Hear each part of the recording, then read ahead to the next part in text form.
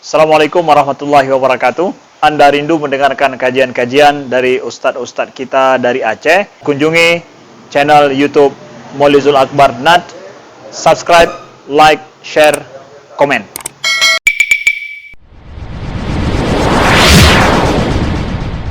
Assalamualaikum warahmatullahi wabarakatuh.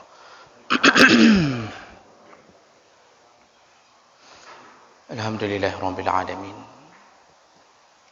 Wa bihi nasta'in ala umuri dunya waddin. Asyhadu an la ilaha illallah wahdahu la syarika lah. Wa asyhadu anna Muhammadan 'abduhu wa rasuluhul karim. Allahumma shalli wa sallim ala nabiyyina wa sayyidina Muhammadin wa ala alihi wa ashabihi ajma'in. Amma ba'd. Rabbi shrah li sadri wa yassir li amri wahlul 'uqdatam min lisani yafqahu qawli. Segala puji bagi Allah, kemudian salawat dan salam kepada Rasulullah, pada keluarga dan seluruh sahabat-sahabatnya. Bapak-bapak dan ibu-ibu, jamaah salat maghrib dan isya yang Allah muliakan insyaallah.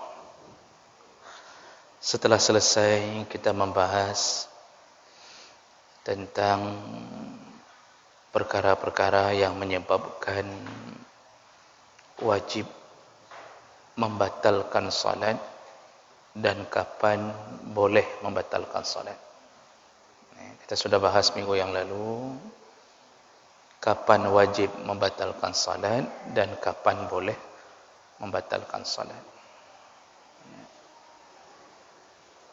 Sekedar pengingat ulang, diwajibkan membatalkan salat ketika bertemu dengan perkara-perkara yang berhubungan dengan nyawa, baik nyawa sendiri maupun nyawa orang lain. Wajib batalkan salat. Jadi kalau ada gempa, batalkan salat. Kalau ada orang yang meminta tolong yang berhubungan dengan nyawanya, batalkan salat. Wajib. Tidak boleh tidak batalkan salat kalau berhubungan dengan nyawa. Salat bisa diulang, tapi nyawa tidak bisa diulang. Dan tidak bisa dicas ulang. Nah, jadi perkara-perkara itu wajib. Nah, satu lagi yang sudah kita bahas, perkara-perkara yang menyebabkan boleh membatalkan salat. Dan itu sudah diberi beberapa contoh, di antaranya kalau takut kecurian. Ada sesuatu yang kita khawatirkan dicuri, baik barang kita maupun barang orang lain. Jadi kalau kita lihat terjadinya pencurian, batalkan salat, boleh. Atau takut hangusnya makanan di atas kompor, boleh, batalkan salat. Atau takut terjadinya kebakaran, jadi sudah timbul api yang sedikit, ditakutkan menjadi kebakaran besar, boleh batalkan salat. Juga boleh batalkan salat kalau salat sunnah dan dipanggil-panggil oleh orang tua. Tapi syaratnya salat sunnah. Jadi ketika diketuk pintu oleh orang tua, itu disuruh diutamakan batalkan salat kalau salat sunnah. Baik, itu sekedar pengingat ulang.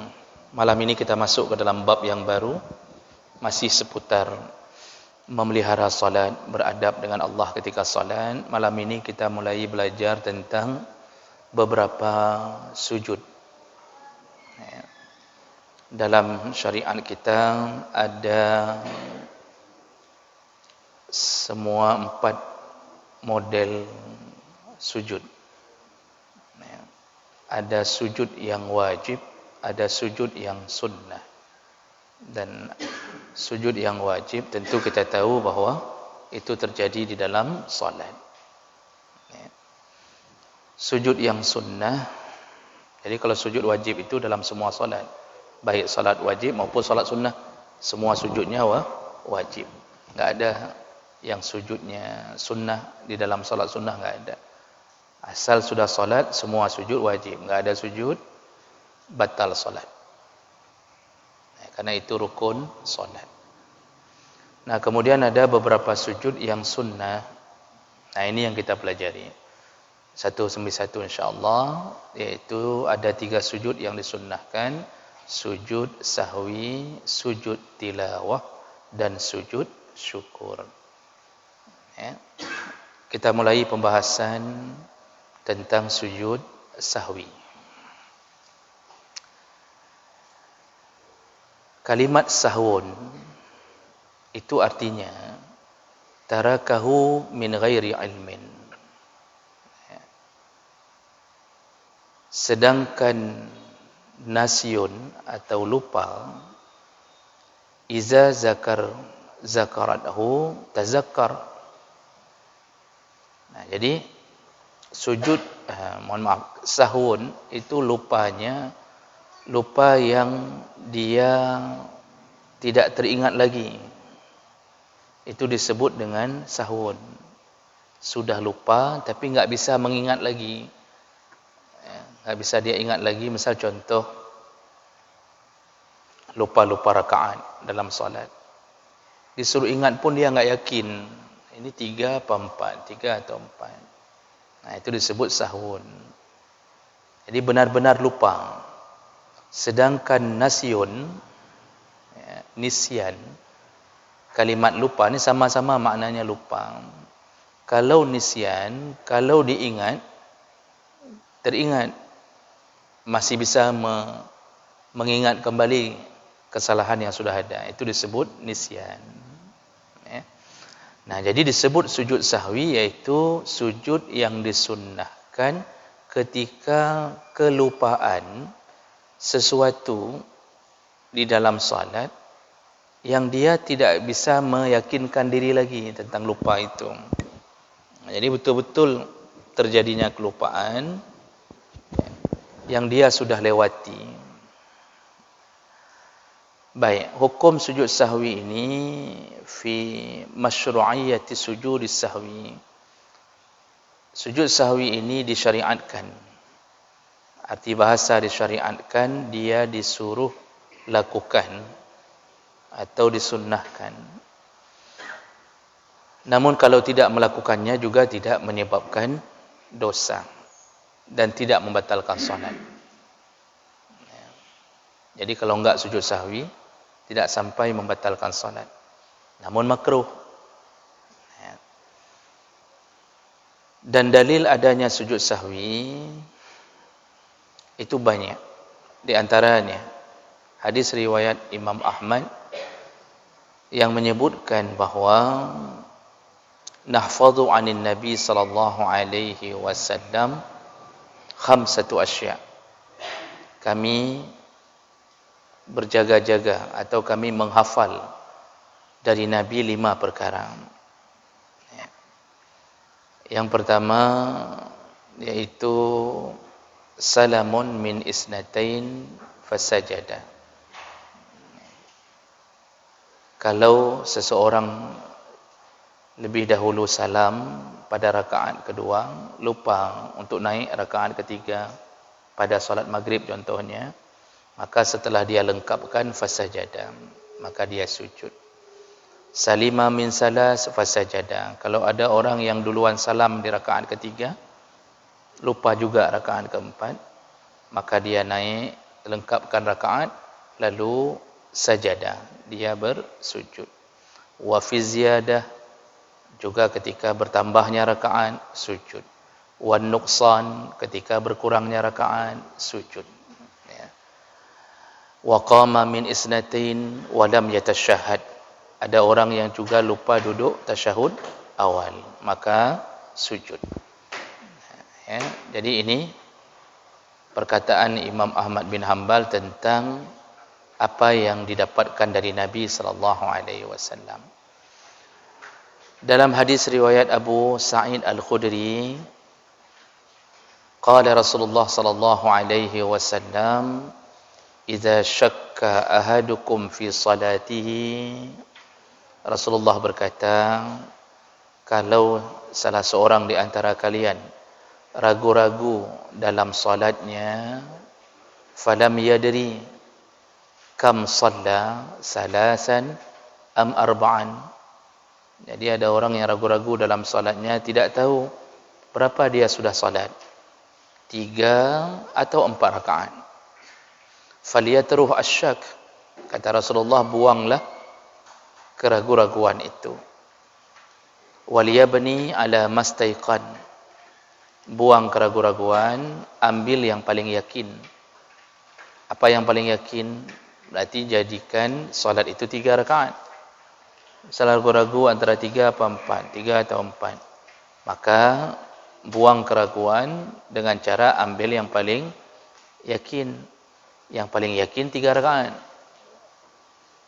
Kalau 4 enggak mungkin yakin, bisa jadi 3.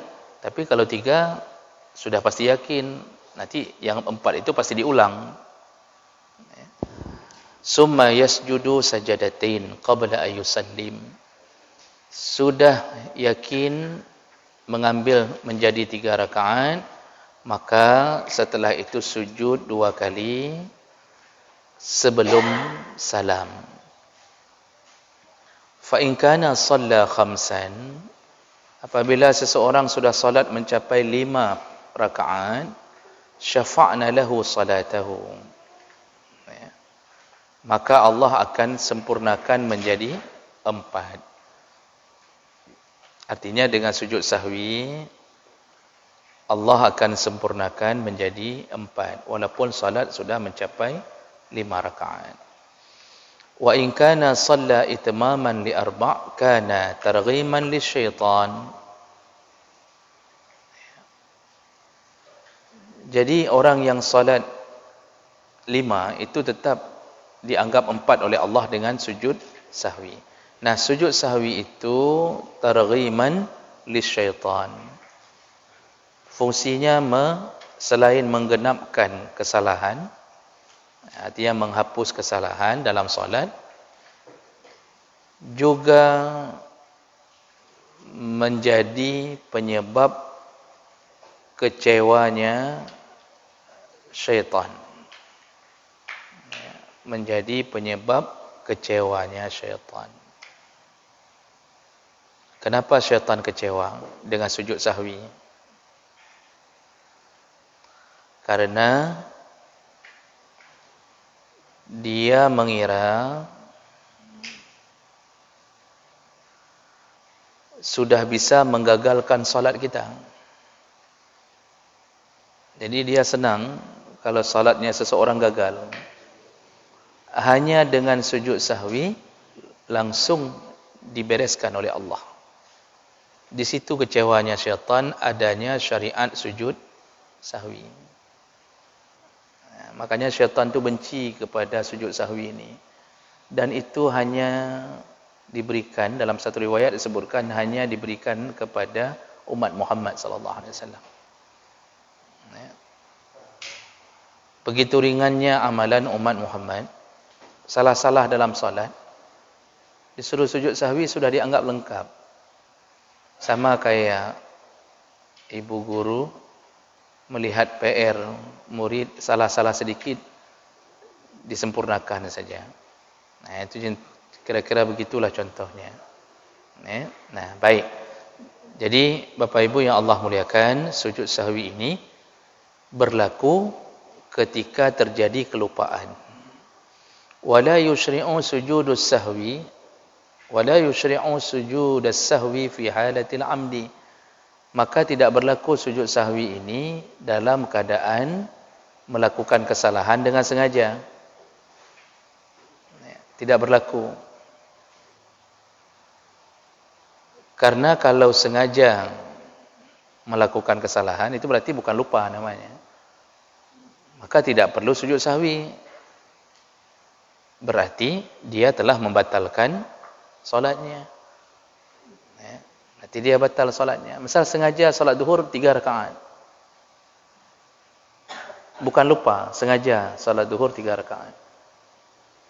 Lalu dia sujud sahwi untuk melengkapkannya. Tadi sengaja, tapi kemudian dia sujud sahwi. Enggak berlaku sujud sahwi. Namanya saja sujud untuk lupa, bukan sujud untuk sengaja. Maka yang sengaja-sengaja itu enggak bisa diganti dengan sujud sahwi. Jadi harus ulang solat. Ya. Nanti akan dijelaskan penyebab-penyebabnya. Artinya, kalau penyebabnya penyebab yang sunnah, maka sujud sahwinya sunnah. Tidak sujud sahwi pun tetap sah. Tapi kalau sengaja melakukan kesalahan itu bisa membatalkan salat. Baik, berikutnya.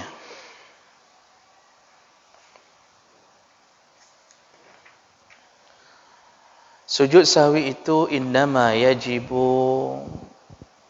lil imam sunnatun. Mohon maaf. Innama huwa as-sunnah lil imam wal munfarid. Sujud sahwi itu sunnahnya bagi imam dan orang yang salat sendiri. Jadi cuma dua kategori sujud sahwi itu disunnahkan, bagi imam dan orang yang salat sendiri.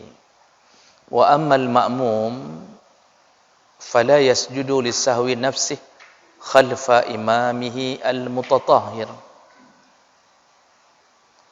Sedangkan makmum yang mengikuti imam itu tidak dibenarkan melakukan sujud sahwi sendiri kalau dia salat di belakang imamnya.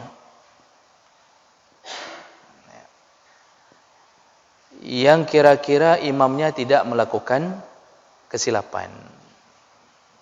Menurut versi makmum ini.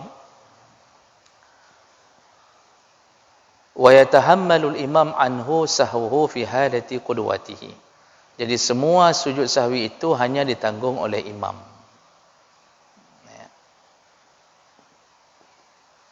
Kalau imamnya melakukan kesalahan, kekurangan, lalu imam sujud sahwi, kita sujud sahwi. Kalau imam tidak sujud sahwi, maka kita tidak perlu sujud sahwi. Itu posisi makmum. Ya. Jadi sujud sahwi itu berlaku untuk si imam dan orang yang salat sendiri. Contoh, imam lupa duduk tasyahud awal. Dia langsung naik ke rakaat ketiga. Lupa duduk setelah sujud kedua, rakaat kedua. Lupa duduk tasyahud awal, langsung naik ke rakaat ketiga. Makmum sudah subhanallah, subhanallah.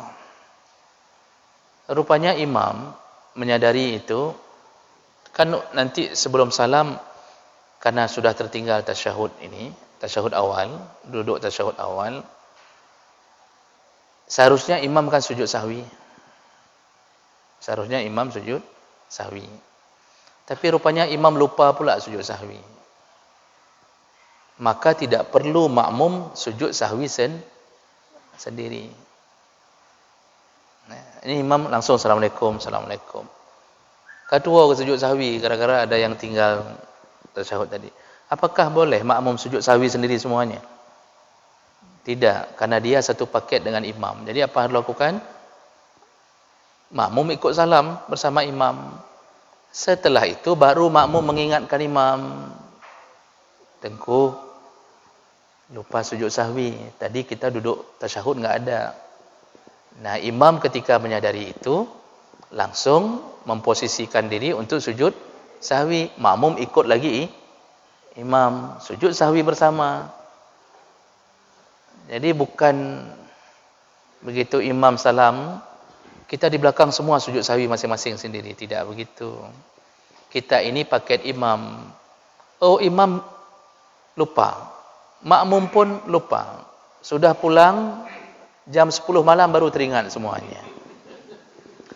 Perlukah sujud sahwi sendiri di rumah masing-masing? Tidak. Karena tidak sujud sahwi, itu juga tidak menyebabkan batalnya salat.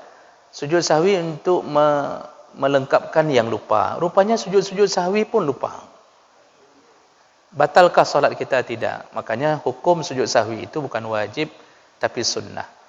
Satu-satunya mazhab yang mengatakan sujud sahwi itu wajib hanya mazhab Hanafi. Selain itu mengatakan bukan wajib. Nah, namun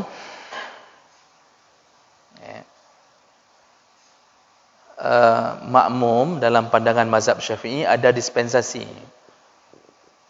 Ada urusan pengecualian. Kapan itu? Yaitu ketika dia berprinsip kunut subuh sedangkan imamnya tidak kunut. Ini contoh. Kan dalam mazhab Syafi'i kunut subuh termasuk sunnah ab'ad. Kebetulan beliau hari itu salat di masjid yang imamnya tidak berkunut. Di situ dalam mazhab Syafi'i itu enggak perlu kunut sendiri. Jadi ketika imam enggak kunut, kita ini tidak perlu kunut sendiri, Pak. Jadi imam pun yang dibilang imam toleransi dengan memberikan waktu untuk makmum berkunut, itu juga sebenarnya enggak disuruh begitu. Karena salat itu enggak boleh ada hubungan menjaga urusan makmum. Sama seperti imam sengaja memanjangkan bacaan untuk nunggu makmum supaya masuk, supaya enggak masbuk semua. Itu enggak ada urusan imam. Makmum harus jaga imam, bukan imam yang harus jaga-jaga makmum. Yang harus jaga mobil belakang jaga mobil depan atau mobil depan jaga mobil belakang. Ini kalau di jalan, Pak. Di jalan mobil depan jaga-jaga mobil belakang atau mobil belakang jaga-jaga mobil depan. Mobil belakang jaga-jaga mobil depan. Jangan terlalu dekat, takut direm tiba-tiba. Mana ada urusan mobil depan jaga-jaga mobil belakang. Jadi makmum itu tidak perlu dijaga oleh imam, sehingga imam setelah baca Al-Fatihah diam lama sekali menunggu makmum untuk kunut sendiri. Nya hana gayu lagi nya sebenarnya. Itu berarti sudah ada sesuatu di luar salat. Sudah ada sesuatu yang diniatkan di luar salat.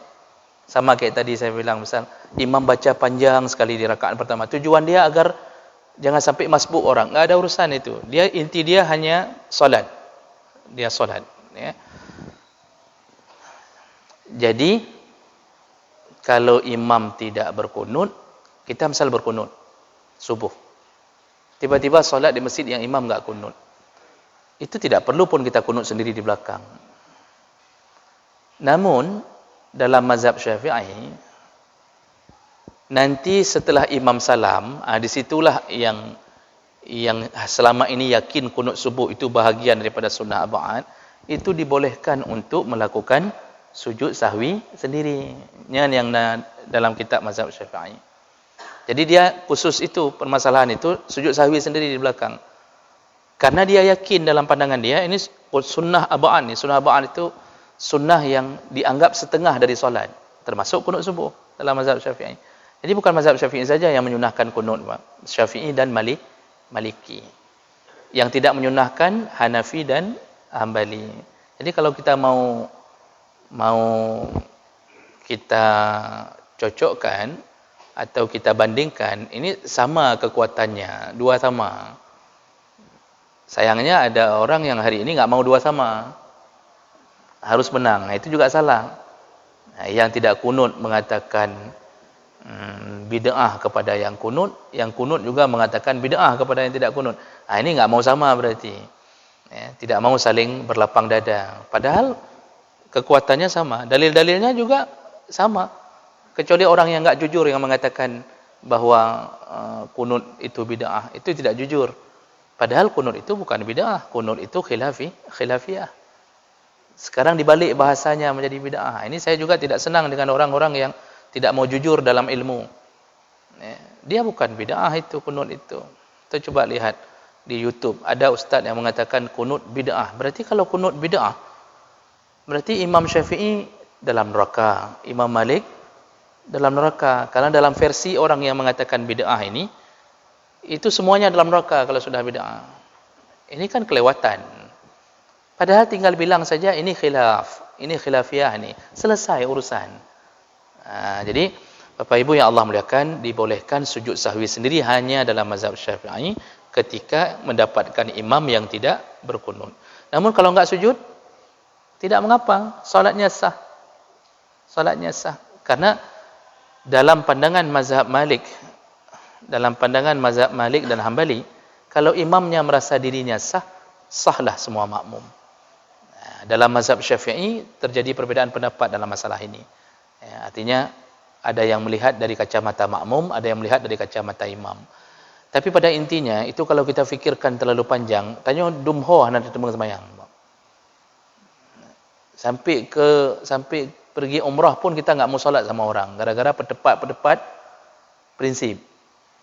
Ya udah sampai ke Makkah solat di hotel. Kenapa? Karena merasa imam bukan imam kita, bukan mazhab kita.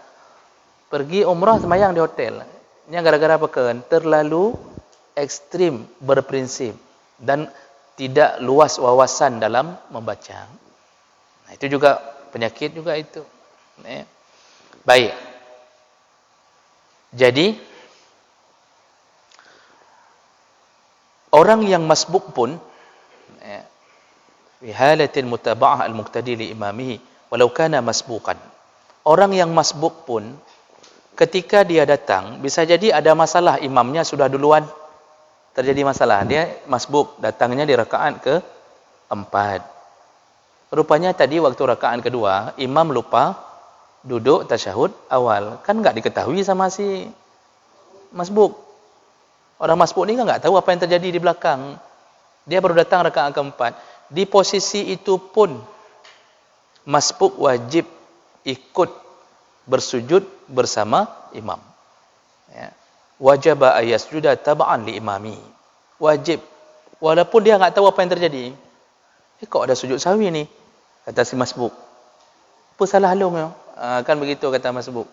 Hana cerita salah-salah long. Pemimpin di saat kita masih satu paket, ikut dulu dengan dia. Walaupun si masbuk enggak melakukan kesalahan itu, yang lakukan kesalahan itu yang tadi bersama imam sama-sama kan. Yang tadi bersama imam tahu kesalahannya apa, tapi tetap ikut imam. Ya. Li'annal mutaba'ah lazimah, karena mengikuti imam wajib. Ya. Fa in lam yasjud batalat salatuhu. Ini disebutkan ni yang saya bacakan ni Pak. Tadi ini versi mazhab Syafi'i ini. Tapi disepakati dengan mazhab yang lain. Kalau si masbuk enggak mau sujud, maka batallah salatnya. Si imam sujud sahwi, masbuk berarti baru rakaat pertama dia dapat. Dia datang rakaat keempat, berarti baru satu rakaat dia dapat. Ya. Dan dia enggak mau sujud waktu imam sujud sahwi terakhir, dia enggak mau sujud karena merasa diri enggak ada salah saya. Tadi apa ini salahnya? Saya enggak tahu. Enggak mau sujud. Kalau dia enggak mau sujud bersama imam, batalat salatuhu. Batallah salatnya. Bukan batal jamaahnya, salatnya batal. Berarti dia telah melakukan atau melarikan diri dari imam. Atau bahasanya apa? Resersi. Jadi sudah enggak melapor, enggak apa-apa, tiba-tiba enggak mau ikut pemimpin lagi. Itu bukan siap salah, Pak. Itu memang sudah salah. Ya. Jadi wajib ikut bersama imam. Sudah. Ini pengetahuan pertama tentang sujud sahwi.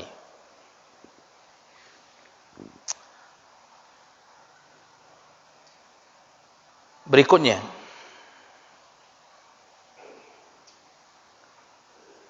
penyebab yang menyebabkan munculnya sujud sahwi. Asbab sujudi as-sahwi. Apa saja yang menyebabkan munculnya sujud sahwi? Disunnahkan sujud sahwi. Ini ada beberapa mazhab dengan versi masing-masing, tapi kita langsung bahas ke pandangan mazhab Syafi'i, karena dalam mazhab lain itu cuma sedikit berbeda. Ya, berbedanya tata cara melakukannya dan satu dua penyebabnya. Contoh dalam mazhab Malik itu kalau yang terjadi adalah berkurang, jadi misal terjadi kesalahan karena kurang rakaat, jadi tadi ragu-ragu 3 apa 4, lalu diambil kesimpulan ini 3. Dia berkurang, ada kekurangan. Maka sujud sahwi itu dilakukan sebelum salam. Tapi kalau bertambah, sudah 5 rakaat, imam sudah 5 rakaat, maka sujud sahwi itu dilakukan setelah salam. Begitu dalam pandangan mazhab Malik. Kalau dalam mazhab Syafi'i, sujud sahwi itu semuanya sebelum salam, enggak ada cerita setelah salam. Semuanya sebelum salam. Nah, baik. Nanti berbeda sedikit penyebab-penyebab. Contoh di mazhab yang lain tidak ada penyebab karena kunut, karena mazhab Hanafi dan Hambali memang tidak berkunut. Nah, itu sedikit-sedikit saja perbedaan. Baik, kita lihat penyebab-penyebab yang menyebabkan adanya sujud sahwi dalam mazhab Syafi'i. Yang pertama, penyebab secara umum itu ada 2 perkara secara umum. Itu biasanya karena bertambah atau berkurang. Itu secara umum. Jadi sujud sahwi itu terjadi karena ziyadah wa nuqsan. Ada kalanya bertambah, ada kalanya berkurang. Kalau bertambah, bisa jadi sudah menambahi sesuatu dengan keadaan lupa yang tidak disuruh. Misal seperti tadi, sudah nambah rakaat 5. Atau sudah sujud ketiga. Sujud bukan lagi 2 kali, sudah sujud ketiga. Lupa dia. Dia pikir tadi sujud baru sekali. Rupanya ada 2 kali, dia sujudnya sekali lagi. Itu bertambah. Itu contoh. Atau berkurang. Berkurang rakaat. Lupa ini, lupa itu. Itu 2 itu menjadi penyebab munculnya sujud sahwi secara umum. Dan untuk detailnya, itu semuanya ada 5 perkara. Penyebab munculnya, ada 6 perkara. Penyebab munculnya sujud sahwi. Yang pertama, tarkul imam awil munfarid amdan aw sahwan sunnah muakkadah. Wahya allati tusamma bi'ab'adis salah. Jadi dalam mazhab Syafi'i, sujud sahwi itu bisa terjadi pertama karena orang yang salat, baik imam maupun orang yang salat sendiri, meninggalkan sunnah-sunnah yang muakkad, atau dalam mazhab Syafi'i disebut sunnah abu'ad. Sekali lagi, abu'ad itu berasal dari kata ba'dun, artinya setengah. Di dalam mazhab Syafi'i disebut sunnah abu'ad, seakan-akan dia menjadi setengah solat. Kalau dia tinggalkan ini, berarti dia telah meninggalkan setengah dari solatnya. Maka disebut dengan abu'ad atau sunnah muakkad. Dan dia ada 6 perkara. Sunnah abu'ad itu yang disuruh sujud sahwi kalau kita tinggalkan, itu ada 6 tempat. Yang pertama, at-tasyahud awal. Kalau lupa melakukan tasyahud awal. Itu sunnah abu'ad, disuruh sujud sahwi. Wa qu'uduhu. Mohon maaf. Tasyahud awal itu yang dimaksud tadi membaca tasyahudnya, wa qu'uduhu, yang kedua duduknya. Jadi duduknya dan bacaannya itu termasuk sunnah abu'ad. Wal qunut fi subhi fi awakhir wa fi akhiril witri fi nisfi tsani min Ramadan. Dalam mazhab Syafi'i termasuk sunnah abu'ad melakukan kunut subuh dan kunut di 15 terakhir Ramadan. Itu termasuk sunnah abu'ad. Artinya kalau tinggal lupa disunnahkan sujud sahwi. Wal qiyam lil kunut, juga berdiri untuk kunut. Jadi kunut itu amalannya sunnah abu'ad, posisinya ketika melakukan pun sunnah berdiri. Nah, itu pun kalau tinggal sunnah menjadi bahagian sunnah sujud sahwi. Wassalatu 'ala nabi sallallahu alaihi wasallam fi tasyahud awal. Juga sunnah abu'ad iaitu bersalawat kepada Nabi di tasyahud awal. Jadi kita itu Pak, bacaan tasyahud di tasyahud awal itu sampai Allahumma salli ala Muhammad. Sedangkan wa ala ahli itu juga sunnah, enggak dibaca pun tidak mengapa. Tapi tasyahud awal itu sunnah muakkad membaca salawat. Kalau tasyahud akhir itu rukun. Bedakan ya Bapak, kalau tasyahud awal membaca salawat itu sunnah muakkad. Ya, sunnah muakkad. Tapi ketika tasyahud akhir, salawat itu menjadi rukun, bukan lagi sunnah. Yang sunnahnya apa? Disambung wassalatu 'alal al fi tasyahud al-akhir. Yang sunnahnya membaca wa 'ala ali. Ya, sekali lagi saya ulang, jangan bingung, Pak. Ini kan saya lihat ada wajah-wajah kebingungan. Ini yang kibar ni, misalnya kan. Kalau tasyahud awal tu duduk rakaat kedua. Itu bacaan salawat, kan kita setelah asyhadu an la ilaha illallah asyhadu anna rasulullah Allahumma salli ala Muhammad. Itu bacaan itu sunnah. Sunnahnya sunnah muakkad. Ya. Kalau tinggal disuruh sujud sahwi.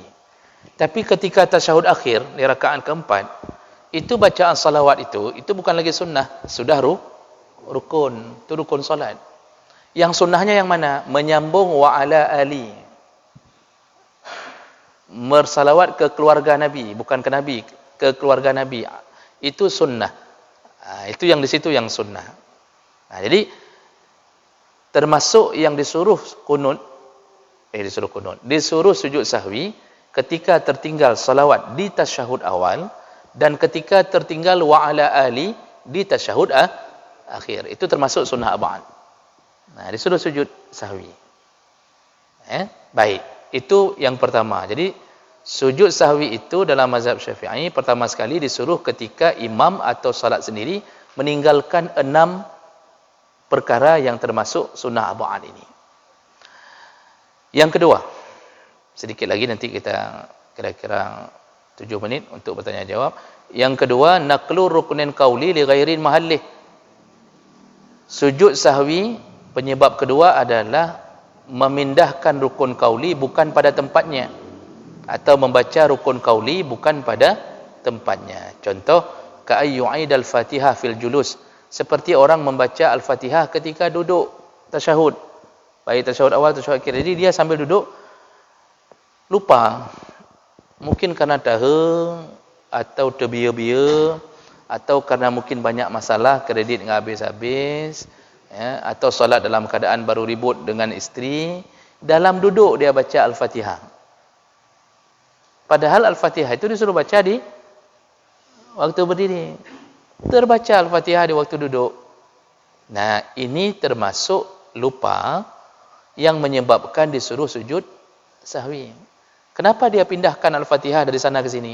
Padahal Nabi enggak menyuruh baca Al-Fatihah. Nah, ini sujud sahwi. Kalau sudah terjadi perpindahan rukun qauli.